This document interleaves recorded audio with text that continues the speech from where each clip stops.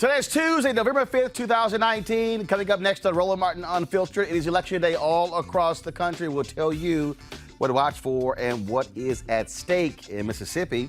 Jennifer Riley Collins wants to be the next Attorney General. We'll see what happens in that state with an exclusive interview with the African Union ambassador who was fired. She's here to explain. Also, white supremacist Richard Spencer's racist rants are revealed by one of his rivals. Plus, a Buffalo Wild Wings manager, actually two workers, fired for asking black diners to move because a white diner did not want to sit next to black folks. And in Kansas City, voters go to the polls today to rename after the Reverend Dr. Martin Luther King Jr. That's right, there's no such street. It's time to bring the funk on Roland Martin Unfiltered. Let's go. He's got it. Whatever the biz, he's on it. Whatever it is, he's got the scoop, the fact, the find. And when it breaks, he's right on time and it's rolling. Best believe he's knowing. Putting it down from sports to news to politics. With entertainment just for kicks, he's rolling. It's on go, y'all. It's Roland Martin, yeah. Rolling with Roland now. He's funk, he's fresh, he's real, the best. You know he's Roland Martin now.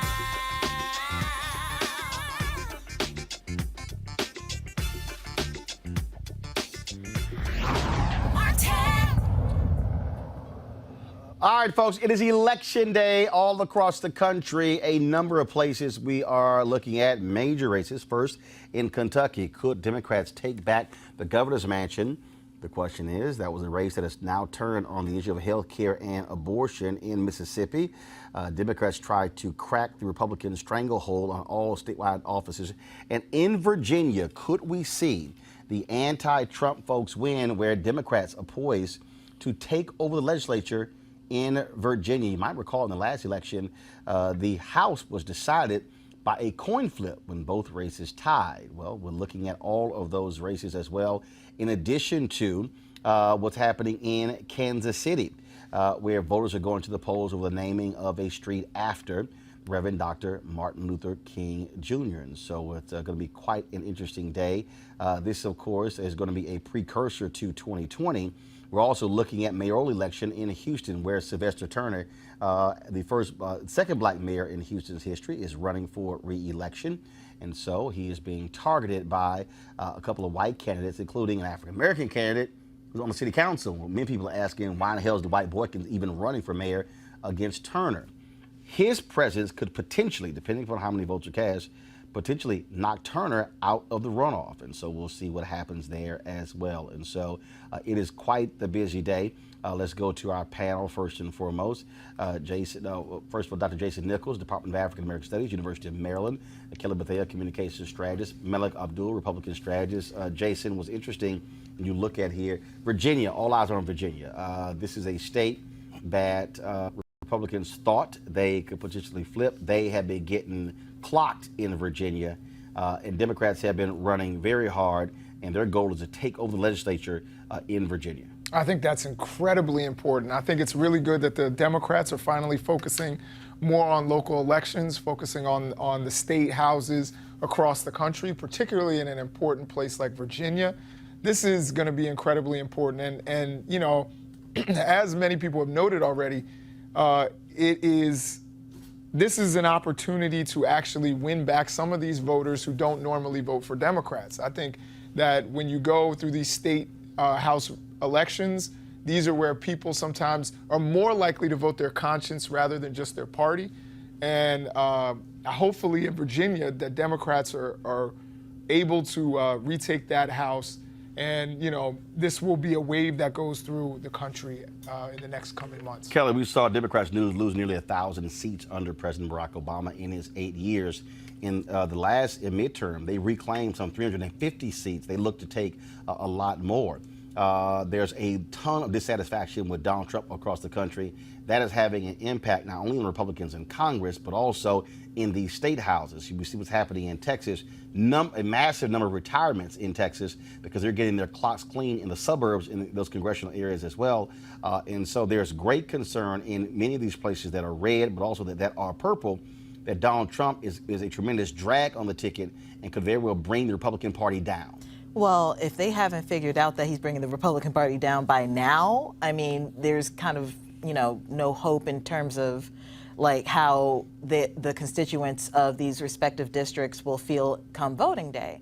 My concern really is the extreme bipartisanship and people just shifting to the Democratic Party just because they don't like Trump, even though that's good in terms of voting and having Democrats, take over in offices, but it'll also kind of mingle up some of the issues of Democrats, and you'll have say blue dog Democrats in, certain positions that don't necessarily abide by democratic values and whatnot. Yeah, but the reality is there are places where you do have districts that are evenly split. So the reality is you're going to have centrist Democrats win. Yeah. You're not going to have places where Democrats are going to be left or far left. And so that is the difference between the Democratic Party and the Republican Party. In the Republican Party, you can forget the idea of being a moderate. They're very rigid. It's right or far right. And so you're more likely to have more centrist Democrats. But the reality is, in order for them to take over Congress, in order for them to take over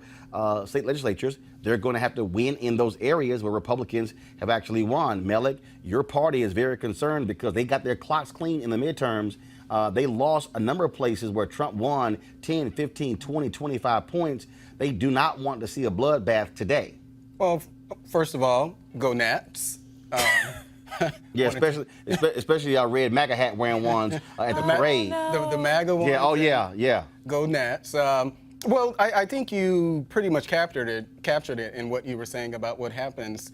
This is more cyclical than people are giving its due. You just mentioned the 1,000 or so seats that Obama lost. I don't know if that's an average as far as. No, it wasn't an average. What happened was in 2010, you had, of course, Republicans who won, but then you had massive voter suppression that was put in place by legislatures all across the country that also aided that also drove a lot of partisan gerrymandering that led to those seats. As a result, what you're now seeing are Democrats who are now actually running far more folks across, like in North Carolina, they actually ran in every single position. In Virginia, they began to run in places where normally they would not run. And so now Republicans are having to defend races where they normally didn't. Yeah, but I think my point is still the same. I don't think that the idea that the party in power losing seats or maintaining or losing one house or the other, I don't think that that's something that's different. Of course, the Republican Party, we're going to want to fight all of our elections, any contested elections or not. I give the Democrats credit, just like I gave the Republicans credit, of those who are willing to go into these districts. Will Hurd is another example. Just a lot of conversation about Will Hurd down in Texas, but Will Hurd, I think, won with about 47% or so of the vote the last time. So there wasn't like there was this groundswell. Well, first of all, in his district, actually. Which is not. Yeah, go ahead. No, but let's be clear. First of all, that because of Latino population, there were 5 districts that were actually created that were new. Right. Republicans actually drew 4 of them to benefit them, only 1 Democrat. Yeah. So they drew that district For for the purpose. They barely won that. But Jason, the real deal, what you're facing here is Republicans. They've lost state seats in places where Trump won big. To act as if you do not have an anti-Trump view among moderates, among independents, even among Republicans, that's real. No, absolutely. I think that there is a backlash. I think this also comes down to turnout. And, I think that Democrats, what you were saying, I agree with it mostly. But I think Democrats have to take a little bit of responsibility for the bloodbath under Obama. They didn't focus on those smaller elections. And that's one of the reasons why Republicans were able to take advantage. And then when they all got in, one of the first things they did in places like North Carolina was voter suppression.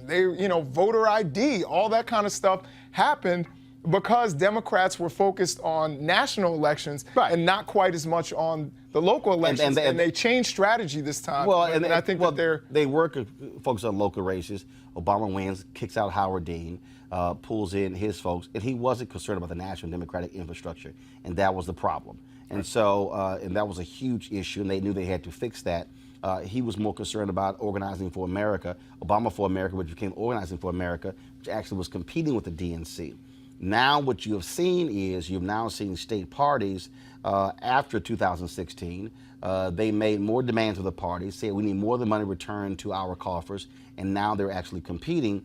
And also what you got to benefit from Bernie Sanders' group, Our Revolution, in terms of running folks. Also, you look at other groups out there who understand that you cannot, that the focus cannot just be what's happening nationally, that you have to understand what's happening in state houses. And that's why also it's important. Now, we talked about voter suppression as one of the issues there. And so how do you also focus on what's going on?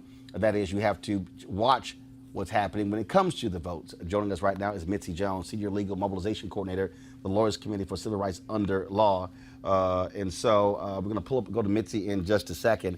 But they're constantly watching out for what's happening in terms of these different places. And so, but actually, I'm going to go back to her. Let me pull up Jennifer Riley Collins. She's running for Attorney General in Mississippi.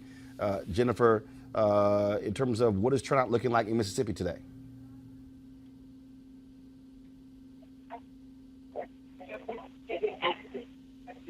Jennifer? Yes. Yes. What is turnout looking like in Mississippi today?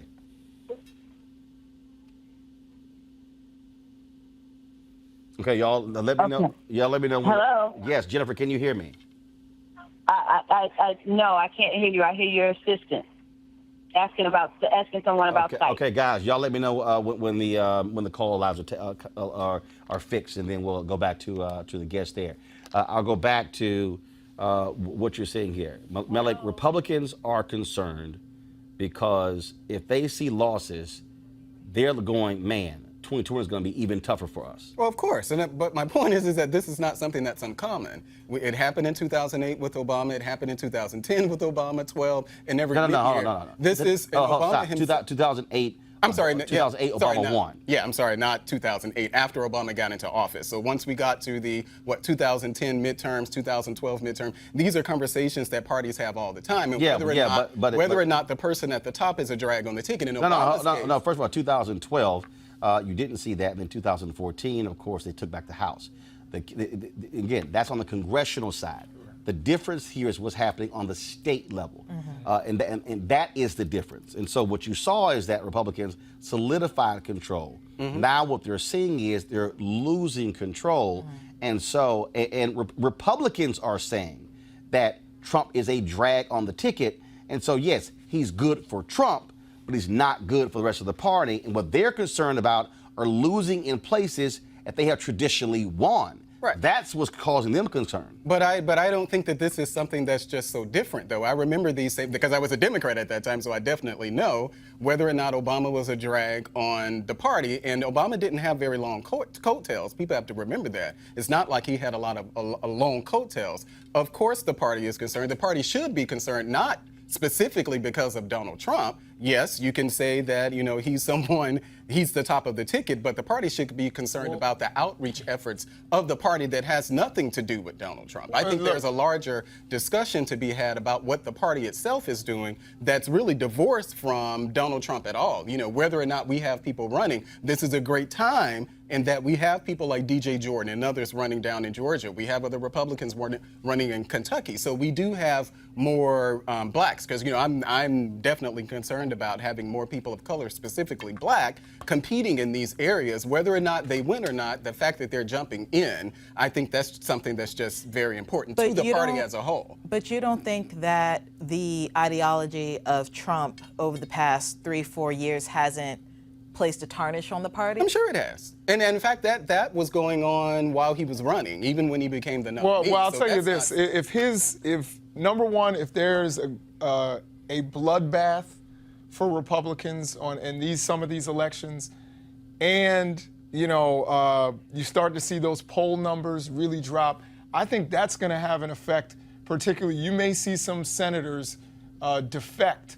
You know, right now they're rallying But what around. does defect look like? I'm though? saying with impeachment. You know, once I it don't think you can see that. it could happen once it starts to dip, you know, I don't low think enough. that And if there's a you may have if you have the perfect storm, that's all I'm saying. If you have a perfect storm of a bloodbath in these elections, and then you have the poll numbers drop, you know, they've dropped 6% in the last Right. week. If they keep and the poll going, numbers are going to keep at that same you know, ebb and flow, and of course, perhaps, but I'm saying if you see them continually dropping, you know, people are self-interested. Yeah, but I don't It's think not we're just going to about- have I don't think we're going to That- have the bloodbath. That's though. perhaps We're going to lose maybe some seats. so. We're going to maybe lose some so. seats, So, which makes sense. But I gotta ask you this here, because first of all, what's happening in Capitol Hill with the investigation and the impeachment inquiry also has an impact. So now what we see today, where you have Trump's guy, the U.S. ambassador to the EU, Gordon Sondland, now changed his testimony. He says, yes, there was indeed a quid pro quo. Now, did people believe him when he said that it wasn't? No, hold up. They shouldn't. No, You know, no, hold up. shouldn't believe Hold any up. of those guys. He said there was a quid pro quo. They also have other folks who actually testified to that. What's amazing is you've got Republicans who are actually saying that, I'm just like Lindsey Graham. I'm not going to bother reading the transcripts. Now you have Republicans who are saying we're going to admit to a quid pro quo, but we're going to say, well, it was harmless. Yeah. Well, that's They're moving the goalposts. that's really the. So how moving the often? goalposts. So right, Yeah, right. but that's something that happened in politics all the time. No.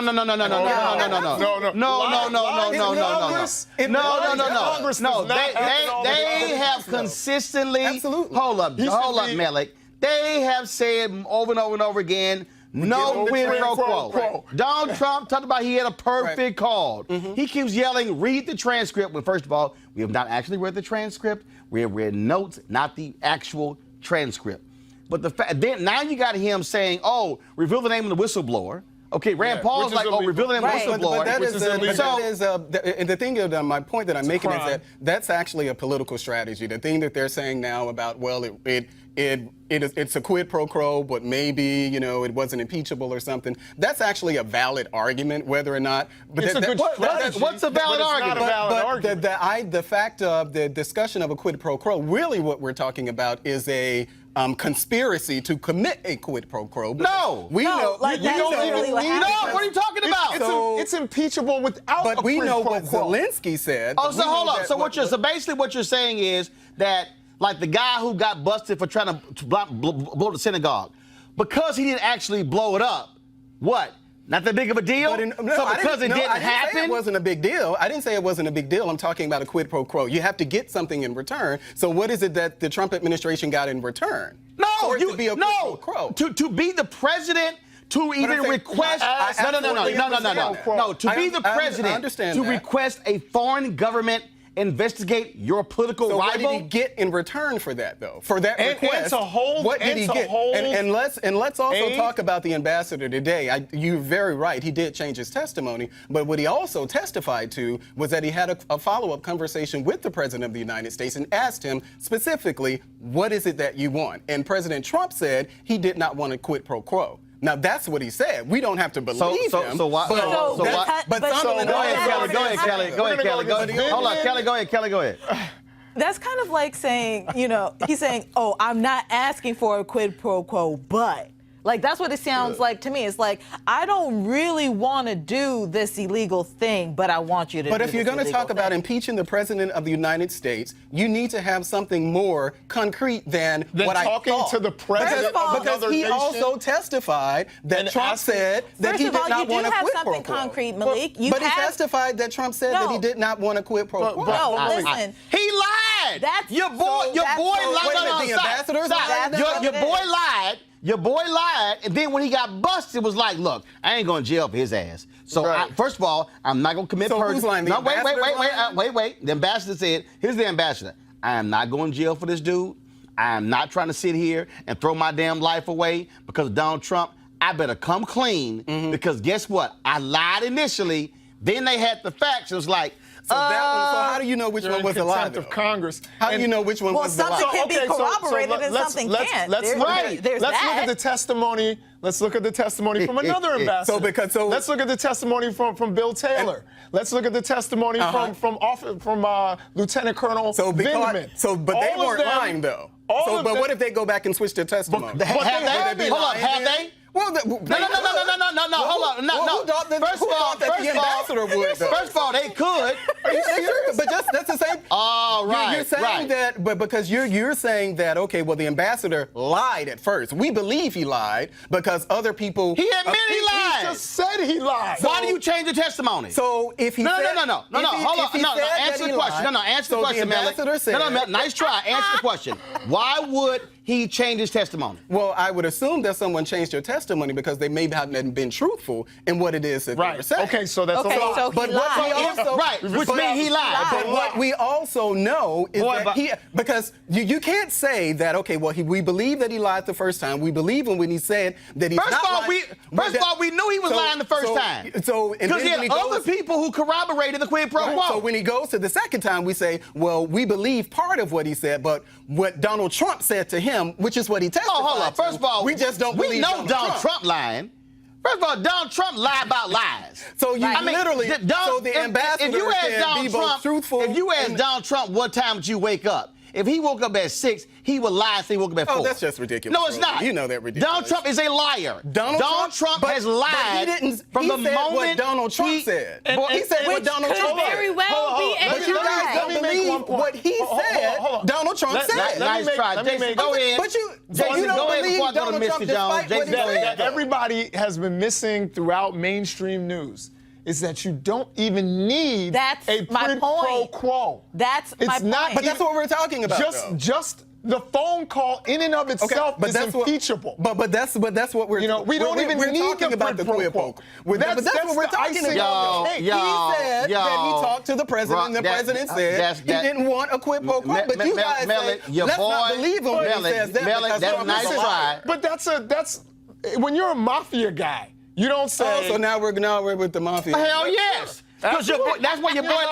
That's what your boy learned his tricks. You don't go and say, ambassador, hey, I want this guy whacked tomorrow. You just don't believe what he said. He told you what Trump said. You want to know what the president said, but you said, well, it don't matter what he said because he's a liar anyway. Oh, he lied anyway. So it doesn't matter what he said because you're not going to believe him. And your boy, you don't even need the quid pro quo. And your boy Trump, who you going to vote for again, is a massive liar. In November, we have a lot of liars who are politicians that people vote for. Massive liar. Let me go to Misty Jones. Let me go to Misty Jones with the Law Center for Civil Rights under law. Misty, y'all, of course, are with your nerve center watching what's happening. Any major complaints around the country of folks having problem voting today? No, it's really been pretty steady in terms of what we're experiencing. We've had about 1,000 calls right now from around the country. Most of them are concentrated from Colorado, Mississippi, Virginia, and Texas. And most of them are inquiries about where do I vote? What's my polling place? Why is my polling place not open? Because there are a lot of small municipal elections or ballot measures that don't cover an entire county and that kind of thing. So there's a lot of that type of question. We have had a number of complaints about poll workers going into polling booths with people and trying to help them or decide who to vote for and that kind of thing. But those are really minor. They have not been significant. What is significant is that there have been so many calls. There's such a heightened interest, I think, and I think our data shows this, from the public in voting, that the number of calls we're getting this year compared with comparable years, these are all off years, of course, it's astounding just in terms of the volume.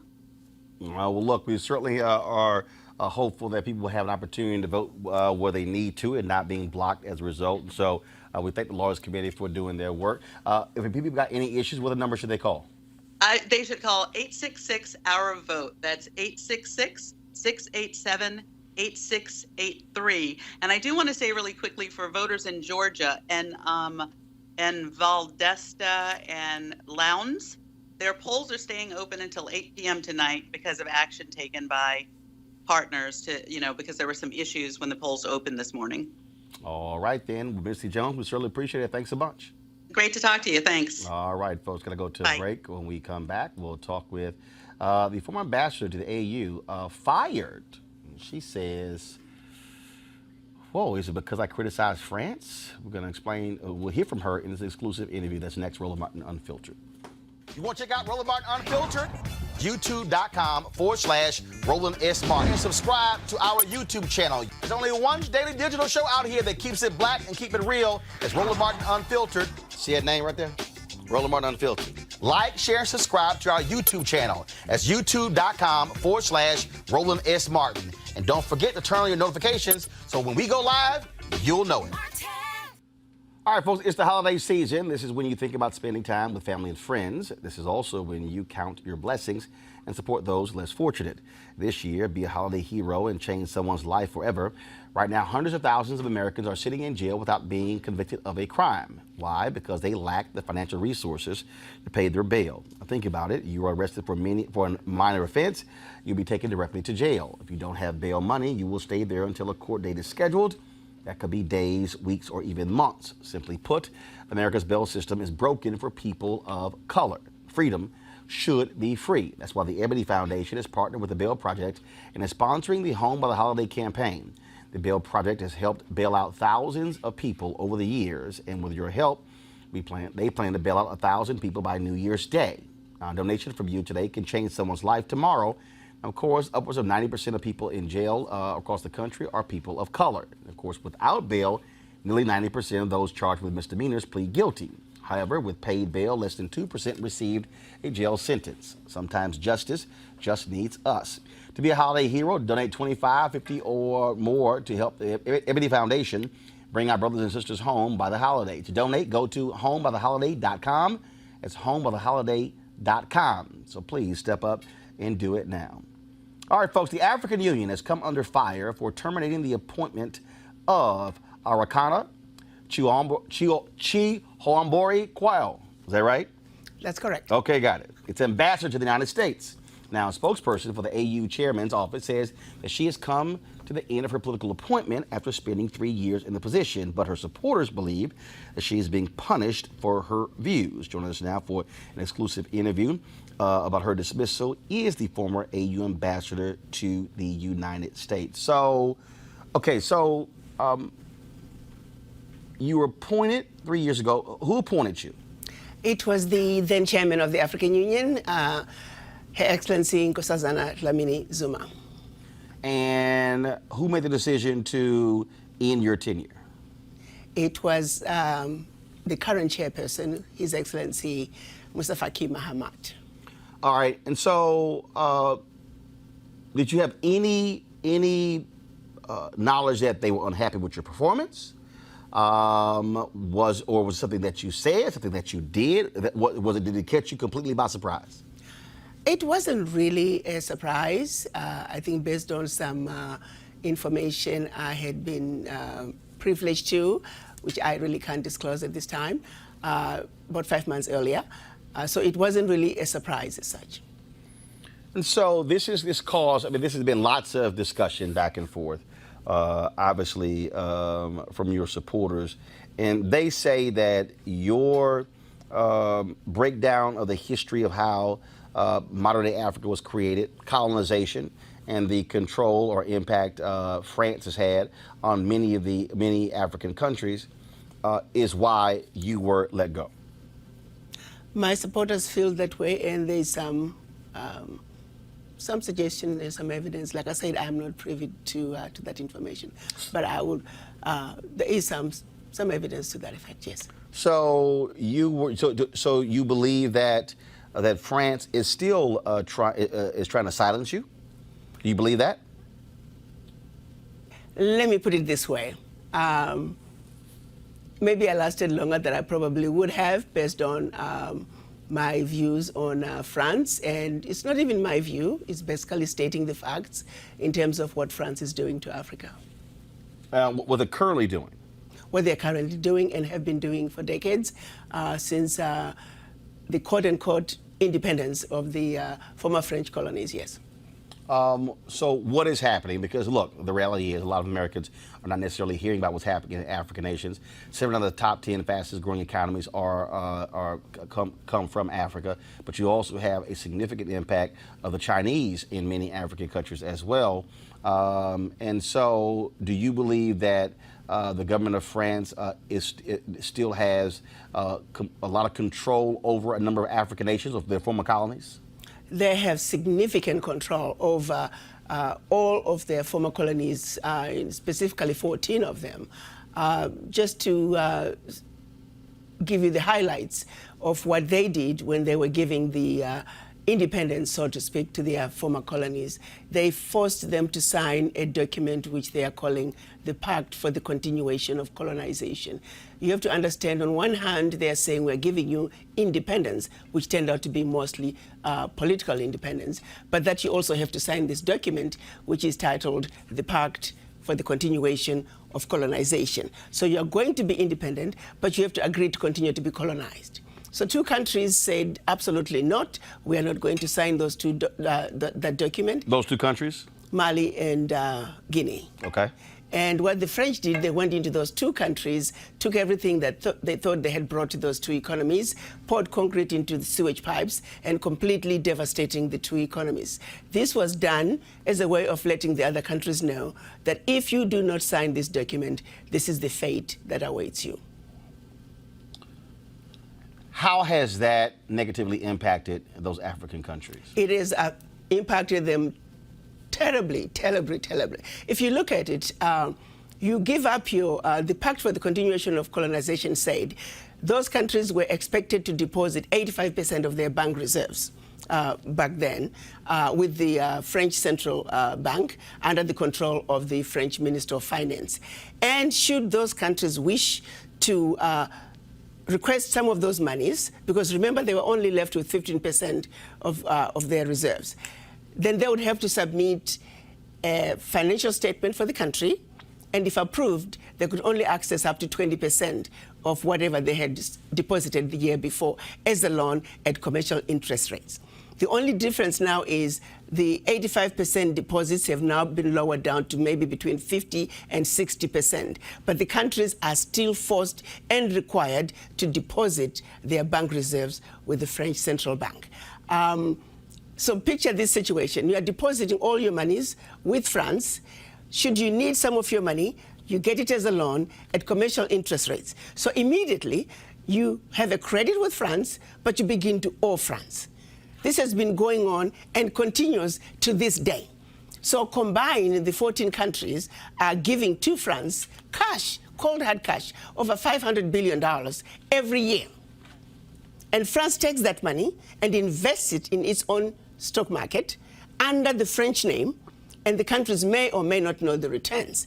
Currently, for every 14 billion that France takes out of Africa, by the time they finish investing it in the French stock market, they are realizing upwards of 300 billion. So you do the math to see how much money France is taking out of Africa every year. And yet France has the audacity to then look at African countries and call them poor countries. Why would poor African countries give $500 billion to France year in and year out? What really gets me the most is, how does the world sit back and watch this carnage take place in Africa? Where is the United Nations? This is the body that's supposed to be looking out for any violations of human rights. It is my humble opinion that singularly, what France is doing to Africa is the biggest violation of human rights. Women and children are dying of starvation, youth unemployment, when the same poor countries are giving $500 billion to France. It simply does not make any sense. And I don't know how the world can sit back and watch all this unfold and nobody is saying anything. It's unacceptable. It is wrong, and we're simply asking France to do what is right, what is just, and what is fair with the Africans. I attended the event that took place at the embassy here, and we actually ran your speech. Where you gave the history of what took place and how modern-day Africa was carved up. For the folks who don't know, explain the Berlin Conference. The Berlin Conference was our colonizers' way of seeing to it that Africa and her children are forever defeated and dominated.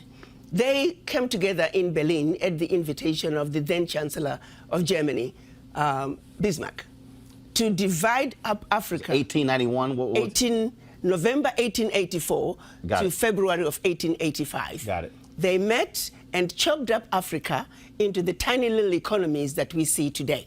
Economies that clearly cannot survive on their own. Economies that are easy to destabilize should they begin to look like they're having a leg up. Economies that will make it very difficult for these countries to trade with each other. You see, economic development is increased productivity from one production cycle to the other. If you interfere with the ability of countries to trade, you immediately mess with economic development. So that partitioning of Africa back in 1884, and those partitionings remain in place today, is responsible for a lot of what has happened in Africa, our inability to grow our economies, our inability to travel from one country to the other. You look at tourism. If you need to go to Africa and visit 3 different countries, you got to send your passport to DC 3 different times. And each time your passport comes back, you got to send it again to another country, 2, 3, 4 weeks before you get your passport back. And then you got to send it back to Washington. At times, those embassies are on the same street. You could have walked from one embassy to the other, but you can't do it. And by the time you get your passport back with the 3rd visa, the visa for the first country is expired. Who needs to go through all that? So you say, forget it, I'm not going to Africa, I'm going to Europe. At every level, what we see happening today in Africa that affects economic development is directly related to what was done in 1884. You try to go from one part of Africa to the other. It's easier to fly into Europe and then come back down. Why? A lot of the airspaces were closed. All of it, thanks to the Berlin Conference. So people don't realize that that decision has everlasting implications on what goes on in Africa. And at the end of the day, it crystallizes down to our failure to grow our economies because it is very expensive to do business from one country to the other. So I'm going to Ghana in December. So if I'm in Ghana and I want to fly to Nigeria or go to Kenya, what's that process? Nigeria is almost impossible because it's going to take you a while to get a visa to go to Nigeria. I'm not so sure about Kenya, but again, you need a visa to get to those countries. But if I was in France and I wanted to go to Germany, or I wanted to go to another European country? As a U.S. citizen with a U.S. passport, you're fine. You can just go. If you're from another country, you can actually just apply for what they call a Schengen visa. A Schengen visa allows you to travel throughout Europe. One visa will allow you to travel throughout Europe. Okay, but what I'm trying to understand is, so those rules that were set up that prohibits me from being in Ghana and deciding to say, hey, I want to go, the next 3 days I want to go to Nigeria. Those rules were set up when? Those rules were set up back in 1884. However, we as African leaders now are beginning to realize that we need to do something about this. So a lot of them now, within Africa, we have what we're calling visa on arrival, where you show up at the borders and you can apply for a visa and you get it. But not all countries are doing visa on arrival. So you have to check the website of every country to see what, for your particular passport, what are the visa requirements. This is, go to my, actually it went away. I'm trying to pull this map up. And once we have it up, I want to pull it up. Because I want to show, so give our folks a sense of Africa before the Berlin Conference and afterwards, because when I look at this map, what I see is I don't see as many countries as we see today. So we see Henry, go to my iPad, please. So this is a map of Africa before the Berlin Conference. Correct. So what we were prior to the Berlin Conference, we were massive, powerful kingdoms. Kingdoms with well-established religious and educational systems. Kingdoms that preceded the Greek civilization, the Roman Empire. If the truth be told, civilization began in Africa. Have you ever wondered why? When they talk about Greek philosophers, the mathematicians, they were sent to Egypt for training, to Egypt for advancement. It's because Africa already had it. The pyramids, the Zimbabwe ruins, they were there over 2,500 years before the Greek civilization, 2,500 years before the Roman Empire. It all started in Africa. That's part of the history that was cut out, and they set out to get us to forget that life as we know it began in Africa. Civilization as we know it began in Africa. The Europeans stole it from us. Explain the difference between the AU and the AUC. The African Union is the membership of all the 55 African heads of states. The African Union Commission is the working organ of the African Union. So the African Union has a president who's always another head of state, and that membership is for 1 year. The working organ of the African Union is the African Union Commission, and it also has a chairperson. That term is 4 years, and that's who Chairman Musa Faki Mahamat is. Jason. So, I wanted to ask a question, and if you knew, I have a friend who's from the Comoros Islands, and he was telling me about the difference between some of the other islands, and in particular, one island that's under French control called Mayotte. I was wondering if you could expand on that and tell me a little bit about. Well, basically, it's like when you go to the Caribbean. You can even go to St. Martin. You have one part which is Dutch and the other part which is French. They just chopped up these islands and these countries arbitrarily. It depends on who wanted what. You take, for example, part of the Kilimanjaro was supposed to all be in Tanzania, but I think it was one of the queens. The English queens was visiting, and the story goes that the granddaughter says, "Oh, but grandma, I like that mountain." And so the grandma just said, "Okay, no problem. Let's just move the border a little bit into Tanzania so my granddaughter can have part of Mount Kilimanjaro." It was so very random, depending on who felt what. You look at how the DRC dips into Zambia in a very funny way. It's because Leopold decided he wanted a little bit more of the copper in Zambia, so he just carved it out the way he wanted it. It was all very arbitrary, and if you had a voice and the ability to do so and say, "This is what I want," okay, no problem, we put the border here. You mentioned earlier how you don't understand how the UN or any other global humanitarian entity has not interfered and, acted on behalf of AU, AUC, et cetera.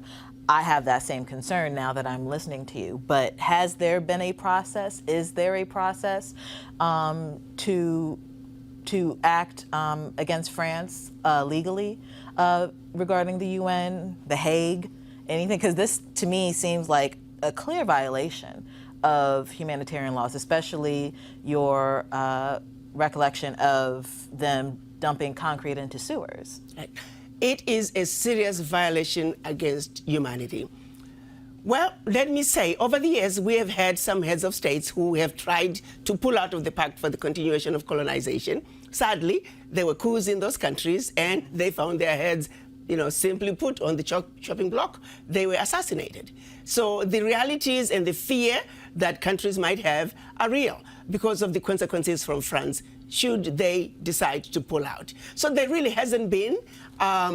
Lately, we heard about the Vice Prime Minister of Italy. They were sick and tired of the young African youth crossing the Mediterranean and ending up on the southern borders. And so they challenged France and said, "Listen, next time we receive these refugees, we are going to bring them to France because you are the one who's taking all those funds out of Africa. That's why African economies cannot develop themselves because of what France is doing in Africa." So, but there hasn't been a coordinated effort to really say, France, enough is enough. You have got to stop this. And I think, as a black woman, as a mother, I'm at a point where I've had enough. What would that and something needs to be done. What would that take for a coordinated effort? If all of Africa could come together, if the entire continent could come together. But our reality is, because of the stronghold that France has on Africa, France can destabilize any of its former colonies with the push of a button. So the reality is trying to push back against France is mission impossible at this time, which is why we are very pleased that finally the African heads of states were able to come together and agreed on what we are calling the African Continental Free Trade Area. You got to understand, back in 1963, when our Pan-African leaders came together and created the Organization of African Unity, they were trying to undo the damage done by the Berlin Conference. But unfortunately, when they went to Addis Ababa, they were divided. We had the Casablanca group, who were Ghana, Guinea, Mali, Egypt, Morocco, Algeria, and Tunisia. They were outnumbered by the others, who were the nationalists, who said, let's go slow. The Casablanca group, who said, Africa for the Africans, at home and abroad, African Union now. Had we won, had the Casablanca group won in 1963, Africa would be in a very different place, because all these borders would have been eliminated back then. They came up with a compromise, which we are calling Organization of African Unity. Year in, year out, for 55 years, the African heads of states met. The issue of an Africa speaking with one voice, one continent, one Africa was tabled, and year in and year out, we failed to reach consensus until last year, March 2018, when they finally agreed that enough is enough. Africa must speak with one voice. Africa must enter the world stage as one customs union, as one continent, speaking with one voice. That is the only way that Africa can begin to take her rightful place on the world stage. So it's been a lengthy process, thanks to the legacy of colonization. It seems to me that this should have been a slam dunk. It's common sense.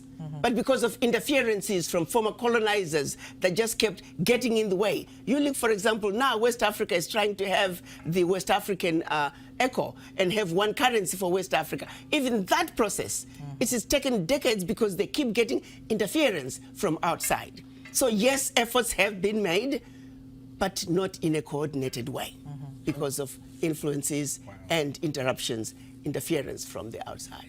Ambassador, may I ask another question? And that is about Kwame Nkrumah. Do you think that France and some of these European powers were involved in the death of Kwame Nkrumah?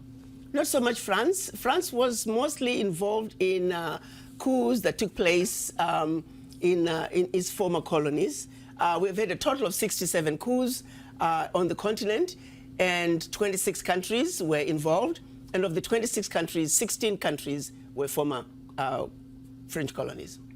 Yeah, I just wanted to just mention very quickly, this is a lot, it's overwhelming. Yes, it is. And thank you for your bravery and even speaking out. Yes. But one of the things that I was sitting here and I was actually going to the comments, and I guess I don't have a question as so much as a statement. The education that you're giving us, you know, I've never really considered the Berlin Conference.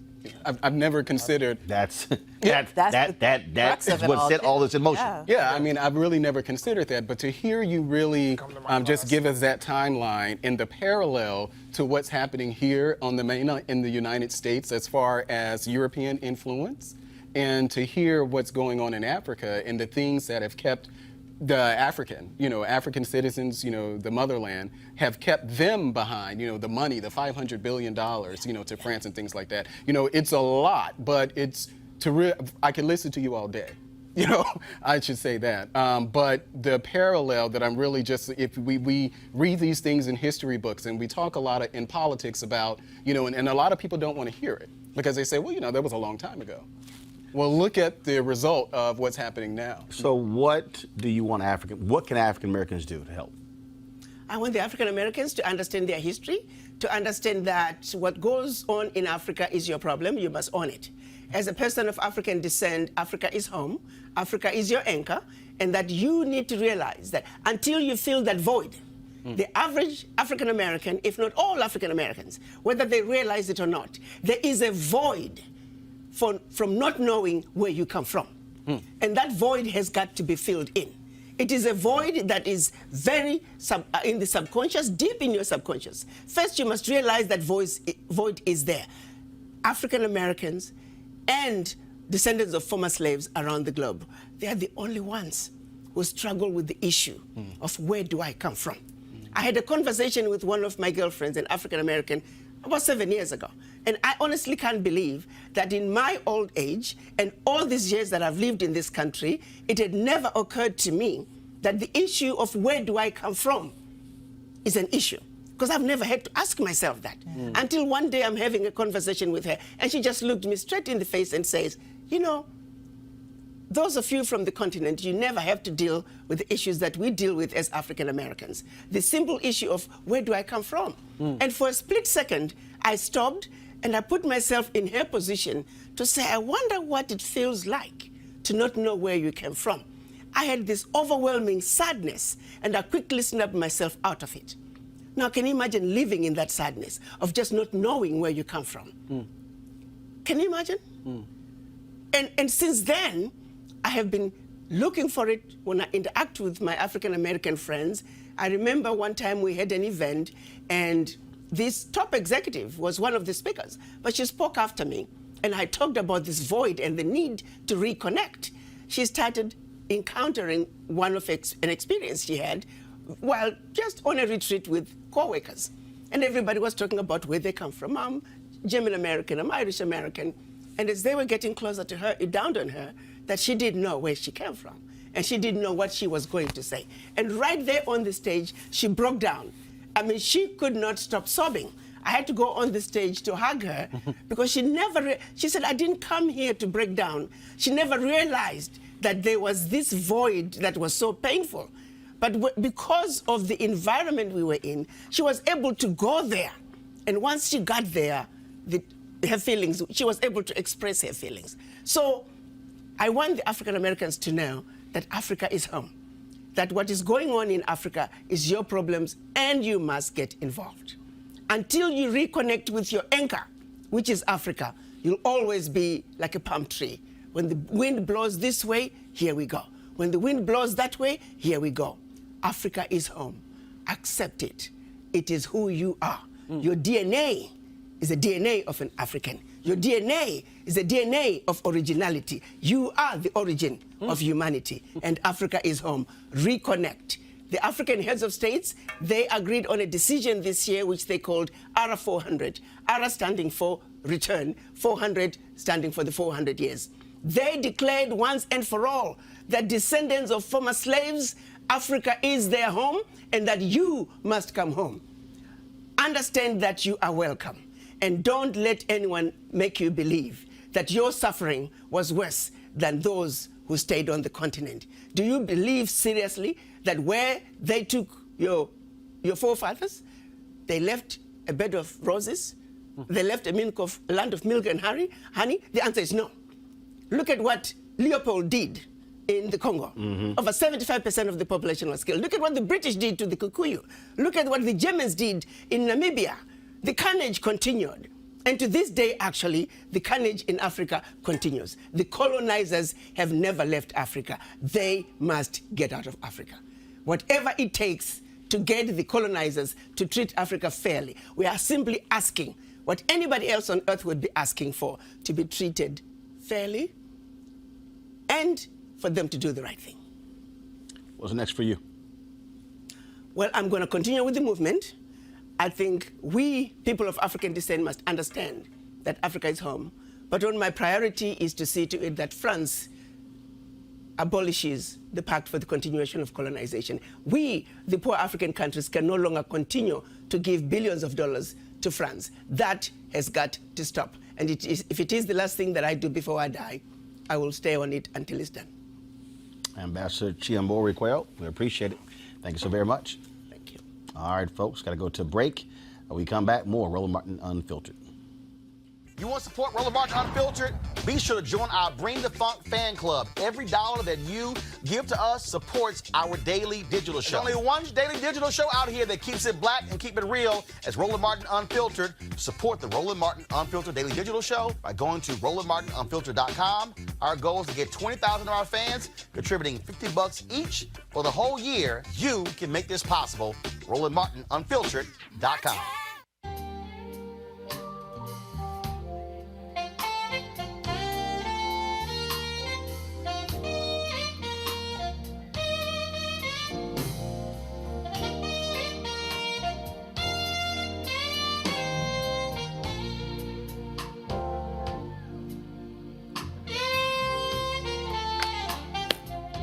All right, second annual Luxe Jazz Festival, folks, takes place in Cabo, November 7th through the 11th. That's right, Thursday through Sunday. I leave tomorrow. Looking forward to being there. Of course, if you want to participate, lifeluxejazz.com. But if you cannot attend, go to gfntv.com.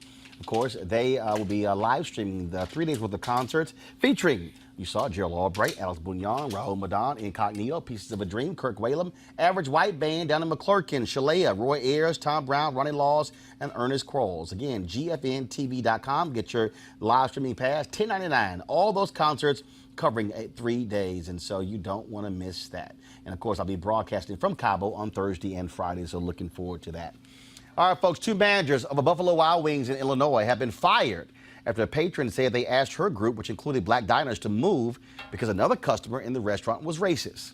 Here, customer Justin Ball described what happened.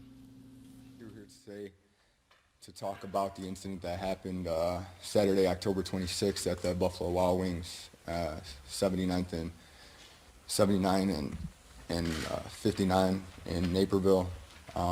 So we were going there. We were taking our kids there on that night. The kids had played a few basketball games that day. One of the kids, Mike, who's here with us today, it was actually his birthday. So after the basketball games, we had went to a fun center in Naperville, and then after that, all the kids were hungry, so we wanted to take them out to eat. So we went into Buffalo Wild Wings, and I was actually the first one to walk in the door.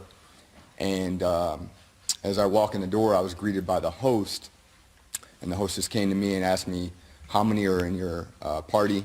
And I told them we have 15. So the host said, okay, let me take a second, walk over and get set up. So I originally had told them 15, and I realized we actually had a few more than expected, so we actually had 18. So I walked over to the host who was setting the tables, and I said, excuse me, we actually have 18. So I wanted to make sure that he was set up to accommodate us. So I walked back up to the front, and 1 or 2 minutes passed, and the host comes back up front, and he says, or he asked me, what race are you? So he asked me what race I was, and I immediately I was appalled. I was astonished. I was in a restaurant trying to take my family, our friends and kids, to a restaurant, and I was being asked what race I was. So I was immediately astonished. I was even asked this question, but I responded, what does that matter? And so the host said, well, we have a regular customer here who doesn't want to sit around black people. Okay. So at this point, excuse me, this is a very tough time for us. So I just told him we're going to go ahead and sit down. And at this point, there's a lot of things racing through my mind. I'm surprised. I feel disrespected. I don't even know what to say because nothing like this has ever happened. So we go to take a seat. We kind of file in with our large party and go to sit down. We're sitting right behind this customer, this racist customer, this racist regular customer who knowingly is racist by the staff. And we sit right behind him very uncomfortably, and we sit down and take a seat at the table. And at this point, this is where I shared with Marcus and the rest of the adults kind of what was going on. And they were immediately astonished as well and surprised and almost, thought I was kind of making it up. But we could realize there's some tension in the room because that racist customer continued to look back at us and give us some dirty looks. We did not speak with them, but we could tell that he did not want us there. Us being blacks, biracial, just a very unique and diverse and happy group. And obviously this bigot of a customer did not want us sitting there in a public establishment where we were wanted. So then a couple minutes went by while we were sitting there waiting, and one of the managers came over to us. This gentleman came over to us, and he says, speaks to Marcus and I, and comes and kneels down at the side of the table and says, excuse me, but we're going to have to move you guys. This table is reserved. Well, those two managers don't have a job, Jason. Yeah, and they shouldn't. I mean, it's almost mystifying that somebody who works at an establishment and is the manager would be so stupid. I mean, this is almost like, I mean, have they not heard of Rosa Parks? Or like it's the stupidest thing that I've ever seen, you know, someone who is manager at an establishment do. You would think that they would know better. Like, I can't even imagine it. Well, they don't. I can. They don't.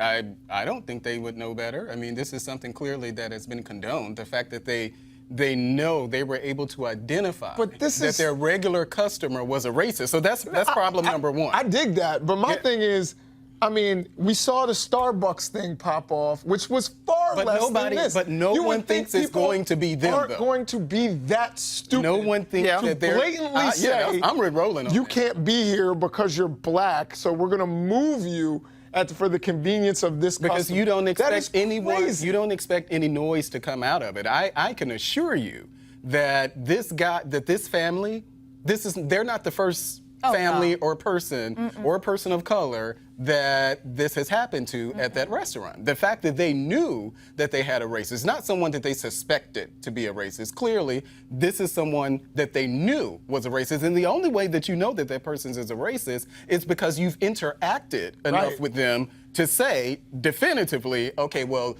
and to have the cojones to tell someone, you know, first of all, ask them about your race. I mean, I don't even know. Yeah, that's weird. As if they look Swedish. I don't know. I mean, you had a I guess party of 18. Yeah. You're gonna get more money from them. Yeah. Like it. But they've done it before, But that's not the though. point. They've done it before, and I'm glad that they've been The point is, Yeah. you got two managers who got no problem making a racist feel comfortable, Kelly. No, I mean, It doesn't make economic sense. but racism doesn't make sense. Okay, racism never made economic sense. Right. I disagree with that. I think racism has made economic sense. for people. No, what I mean is the amount of time and energy put into that, and also the denial of income as well. So the bottom line is, look, the amount of money that was actually spent to keep schools closed. Hell, white kids weren't even going to school. Bottom line is, folks have been stuck on stupid, but this is a perfect example of when you're comfortable with racism, you want black people, Kelly, just to accede to their demands. And to Jason's point about, you know, racism being economically beneficial, it's only up until a certain point anyway, because at the end of the day, like you said, the structure itself is just not sustainable on its ideology alone. You have to put in extra effort, extra time, extra anything to go above and beyond to be that stupid, which is exactly what you see here. It's like they had to lie and say that there was another party that was larger than theirs by one person. By one person coming. So that's why they had to move. When everything else failed, when common sense failed, they had to be even dumber to cover up the dumb thing that they were doing. So it's just not sustainable. The damage had been done. And did I hear him correctly when he said that they asked when they went into the restaurant what their race was? I think they were like about to sit down or something. Yeah. I think They asked the roof would have been off the restaurant when they asked me that question. They would have had to call the police there at that moment where they asked me what my race was. Let me say it again. And I hope black people went and applied for those two. There are two vacant manager jobs at Buffalo Wild Wings. And so again, y'all, to all of you racists. I hope they get damages. To all of you racists, I greatly appreciate you showing yourselves. Please. Because I think you're going to personally ensure that black unemployment is eradicated. So I want the bigots to keep showing themselves. Yeah. Because we're going to make sure they keep getting fired. Somebody needs to. And again, if y'all looking for a job, please, by all means, show up at the Buffalo Wild Wings to do so. It would be absolutely great if we could see that happen. And so to all the racists and the bigots, way to go. All right, speaking of a racist, Richard Spencer, we try to put a respectable face on the alt-right frankly, white supremacy, has been caught on tape using racist slurs against African Americans and Jewish people. Oh, no shock. The audio was released on YouTube by one of his rivals, former Breitbart writer Milo Yiannopoulos, who's actually gone broke. Why? Because, well, he's a bigot as well. Boy, ain't nothing like white racists on white racist crime. Yeah. Look at God. Look at God. Here's the audio. We're coming back here like a fucking 100 times. I am so mad. I am so fucking mad at these people. They don't do this to fucking me. We're gonna fucking ritualistically humiliate them. I am coming back here every fucking weekend if I have to. Like, this is never over. I win, they fucking lose. That's how the world fucking works. Little fucking kikes. They get ruled by people like me. Little fucking octoroons. My ancestors fucking enslaved those pieces of fucking shit. We're gonna win. I rule the fucking world. Those pieces of shit get ruled by people like me. They look up and see a face like mine looking down at them. That's how the fucking world works. We are gonna destroy this fucking town. Yeah. So See, when I had when I had Richard Spencer on TV One, and it was very interesting when I had him on, because one, here's why I did it. Now, one, we knew he was an absolutely racist white supremacist, but see, I wanted people to understand the game, okay? Because see what happened. All these media people were writing about how he dresses, the whole preppy look. He went to a private school in Dallas. Went to Duke. What did he say? Who was his mentor? His white racist mentor at Duke? Stephen Miller. Well, Stephen Miller, he was Stephen Miller's mentor. So all the races hung together. So all the little races hung together. And it was very interesting too, because see, so when he asked me who I was, and I love all these stupid people who don't know how to debate. He thought I was going to say black man. Then I told him, I said, I'm a man. He was like, see, my deal is, I love throwing people off when you're debating them. And I was sitting here and I was just letting him just dig his hole deeper and deeper, because I wanted to show people, one, how clueless and ignorant these folks are, and how they try to play this little cute game of no.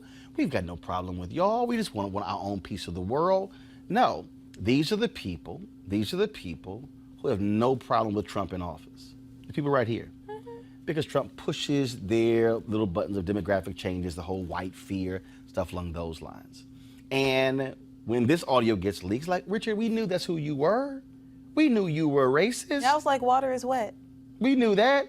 You know. And Milo as well. Yeah. And all the racist games that he's played. Yeah, and that's my thing about, I'm not surprised that Richard Spencer was caught on camera or video, audio, anywhere saying that. And for all of that mouth that he had, talking about what he would do, he didn't do that when he came here when the inauguration, when somebody knocked him in his mouth here during Trump's inauguration. In fact, he had the police come, they crowded around him. So for all of that bravado that he had about what he was going to do, he didn't bring it to the people when he came here. He damn sure didn't raise his voice with me. Well, he's not going to do that. But Milo, dude, seriously, you of all people, because they're two peas in the same pod. We don't even have to overanalyze that. Him and what's this guy's name? Milo Spencer? or Richard? Spencer. Milo and Spencer actually hate each other. Yeah, no. But they're two. But they're two sides of the same hate coin. each other because they're competing for the same audience. Right. Oh well. And they're competing for the same money. They do the same thing. And both of them are trying to present this other view. See, this is the thing that people need to understand about white mainstream media. They fall for the okie doke because, see, a Spencer and a Milo, they don't wear Klan hood. Nope.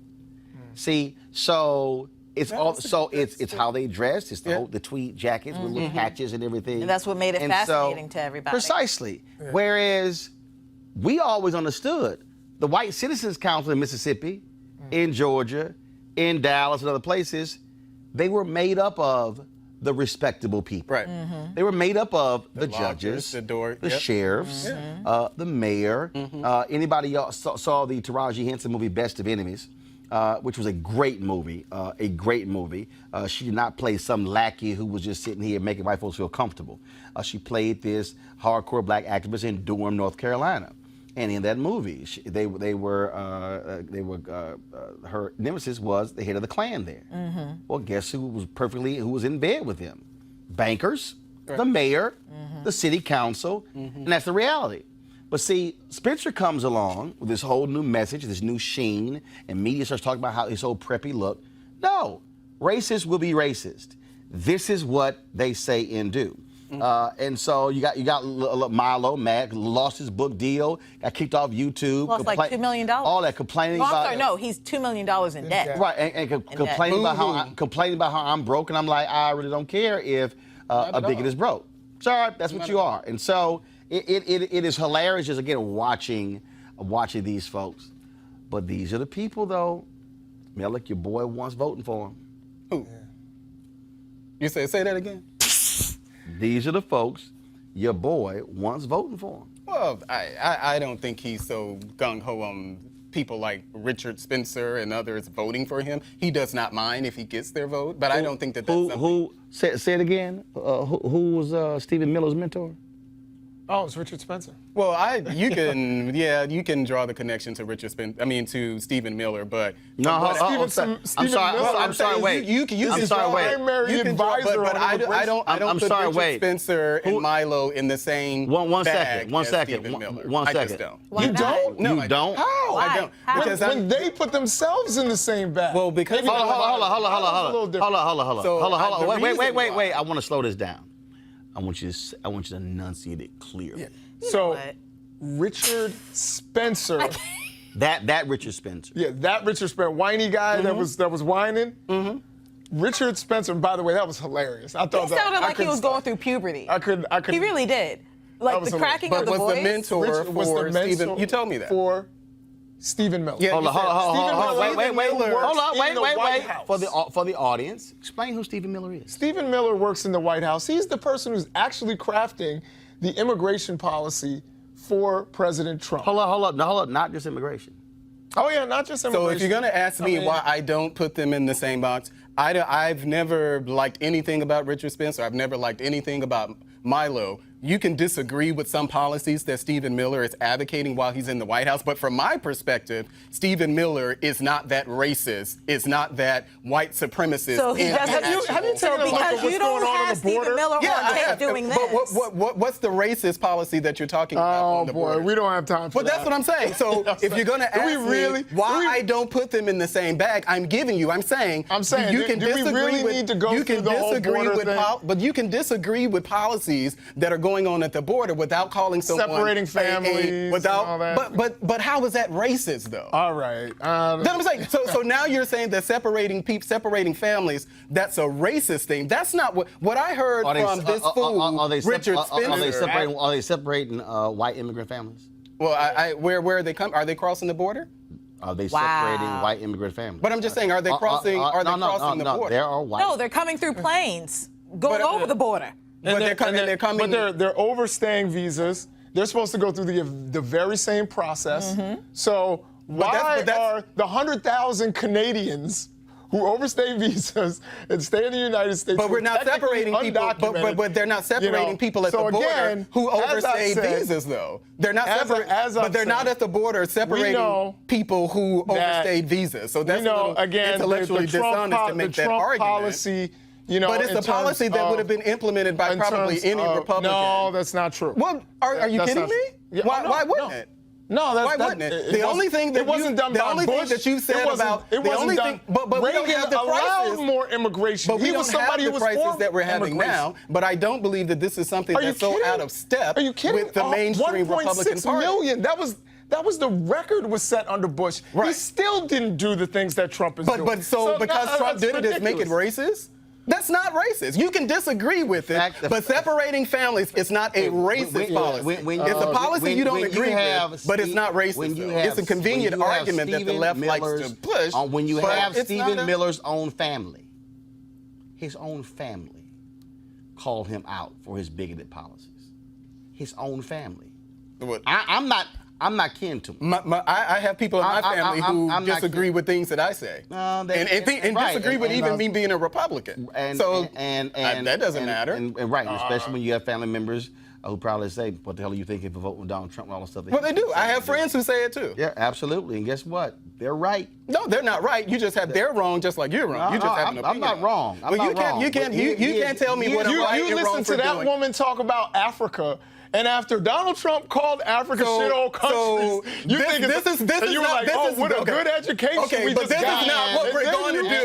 You heard what, this is not what we're going to do on the set. This is not what we're going to do on the set. You heard my response to what she said. We can do whatever I want to do. My response to what she said. I didn't say you called. You don't have to invoke Donald Trump in the argument. You heard what I said. You heard what I said on the set to this African woman who was talking here. So you don't have to do that. I understand it gets the hits and all that type of stuff, but you don't have to go there. You don't have to go there talking about how I'm talking about how I'm listening to this African woman and voting for Donald Trump. I have a mind of my own. You sure do. I can listen to people all day long and disagree with things that they do. But you didn't disagree with her. Well, I didn't disagree with her. You agreed with her. But what she said was nothing about Donald Trump. She was talking about what's happening with France and Africa. I understand. So France can do that. This is the anti-Trump resistance. I understand that. But you don't have to tie me listening to her and then talk about why am I supporting Donald Trump when over 90% of black people vote Democrat anyway. So you don't have to you don't have to do that. But you don't see the parallels? What do you mean? What parallel? Well, let's talk about policy. What is Trump stealing from black people? Okay. Well, I'm just saying, if you're saying the parallel, what's the actual parallel to what this sister was talking about as far as what's going on in Africa and what's going on in the United States of America? When he said Nigerians won't go back to their huts. Easy. Well, hold on. She's talking about the Aryanization of African people. She discussed a policy. You're talking words. So let's go with the policy. No, actually. He's not talking. Well, yes, he is. Excuse me. No, excuse me. Well, that's what he just said. No, excuse me. But I am going to state facts and I just heard and receipts. Donald Trump has changed policy led by Stephen Miller when it comes to dealing with Liberians. They've changed policy when it comes to limiting what they call refugees down to a low of 18,000 a year. Excuse me, I'm not done. The individuals who helped us in Sudan fight terrorism, they basically said, y'all can't come here. He has changed immigration policy that has had a negative impact on African nations, on Haiti, nations of people of color. He has said, why can't we get more folks from Denmark? And so, what you have is a colonizer in the White House. So I can link. You can't. Actually, I can. Oh, yeah, I forgot. You can't. I can link Donald Trump to what that sister was talking about in those, and when she's talking about what has happened historically with African nations as well. When you have an individual who has no regard for African nations, who call them shithole countries, that's what he said. And his policies, they won't go back to their huts. His policies reflect that. Those are receipts, Malik. Well, that's, I mean, as we already discussed, it doesn't matter what Donald Trump says or does. You're not No. Deal with the receipts. Well, did he do what I said about Liberia? I don't know the answer to that, Roland. I don't know the answer to that. Guess what? You know the answer Guess what? To that. Guess what? I don't know the answer Kristen to that. Clark with the Lawyers Committee for Civil Rights Under Law was on this show and talked about the fight. I'm not done. Well, I'm not on there, talked so I don't about know. the fight that they had with the Trump administration when it came to Liberians. Well, I don't know anything about that. Well, guess what? You know what? Well, damn it, use Google. Well, you want me to Google it on the show? Because hold up. Well, you go right ahead. You know about them lowering the number of refugees that are allowed in the country. You know that. I do know about that. But I do know about that. And you know about the things about the Somalian sister who's in Congress. I can disagree with that or I can agree with it. But it doesn't mean that just because you guys have an opinion on something that I have to agree with what it is that you're saying. He lowered the number of refugees. You say, okay, well, that makes him a racist. That somehow, I guess, The fact of what we were talking about. Bottom line is here, folks. Bottom line is here. It doesn't matter what Folks, he says. It we does. just You're gonna talked. think We you just think talked he's a about. racist, We and just that talked about starts Richard and Spencer. ends the discussion. We talked about Richard Spencer. And you heard what Richard Spencer and we said. said Who point said, blank. "Hail Trump." And You heard Richard what Spencer said. said. Richard Spencer made it perfectly clear. Said, "Hail Trump." Who looked up to him when he was at Duke? If you are Stephen Miller, and you look up to a racist white supremacist in college, in fact, if you go back to look at the writings of Stephen Miller in college, Stephen Miller then is the Stephen Miller now. And this is the man who is a senior advisor to Donald Trump in the Oval Office. It is clear. It is undeniable. It is factual. There are receipts. We can finger pop. You can do whatever you want to. But the bottom line is a bigoted, racist Stephen Miller is advising the person who is sitting in the Oval Office. And don't forget, you've had individuals in the Trump administration who've had to resign because of their ties to other white supremacists. Something must be consistent if he seems to manage to attract these type dislike of Donald people. Trump. No, these are just factual. That's what All it right, folks, you want to support Roland Martin Unfiltered? Please go to RolandMartinUnfiltered.com. This is where, of course, we will call out the bigots, regardless of who they are.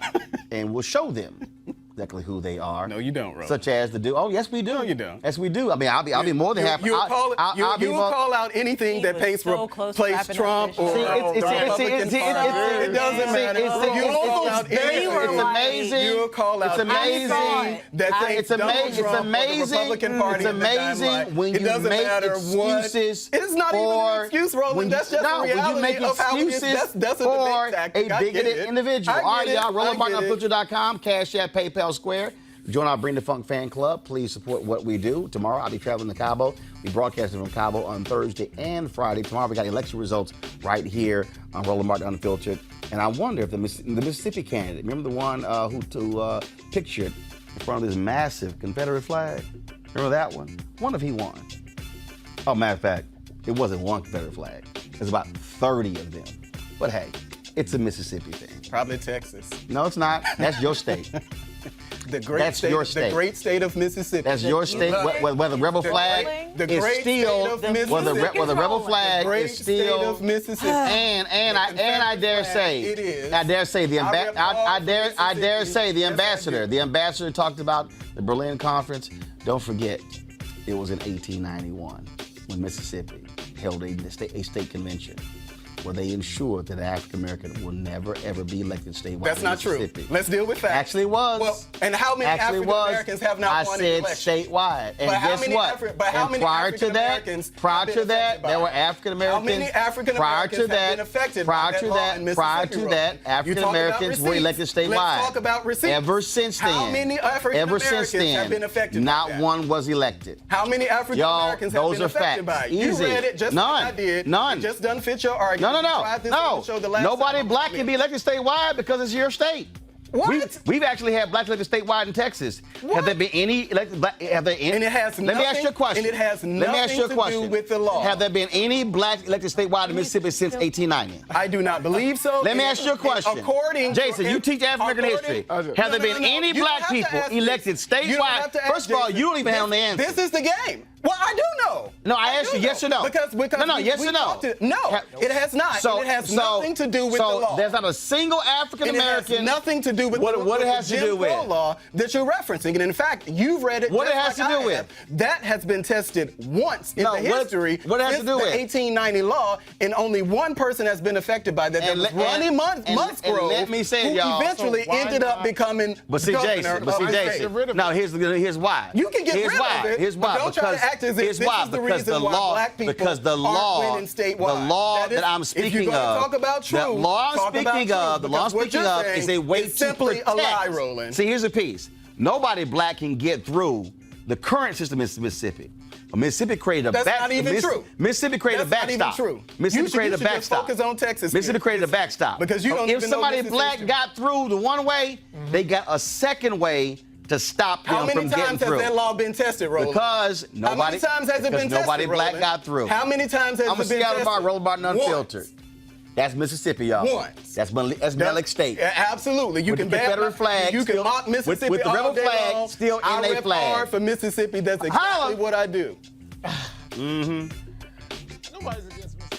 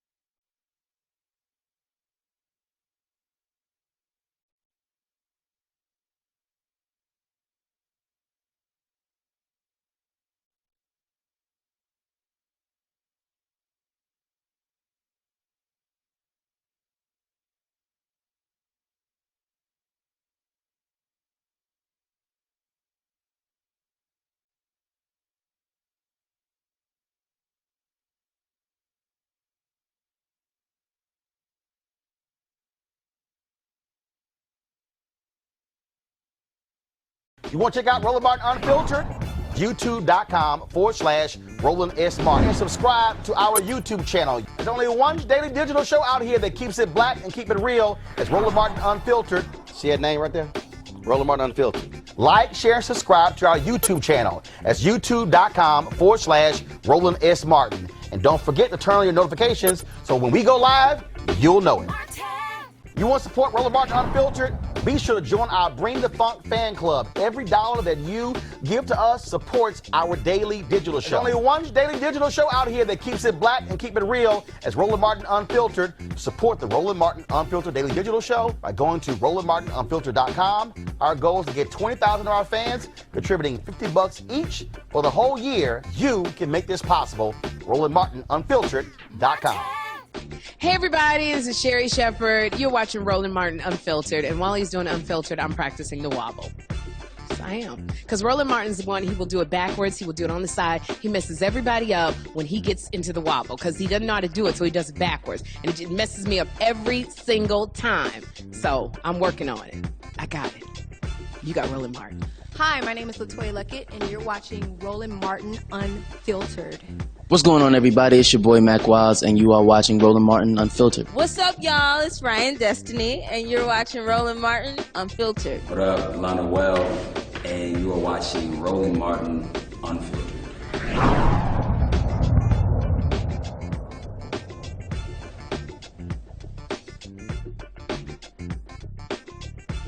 Hey fam, want to check out Roland Martin Unfiltered? The blackest show on all of digital, cable, and broadcast. Check out our audio podcast. There's only one daily digital show out here that keeps it black and keep it real. It's Roland Martin Unfiltered. Press play.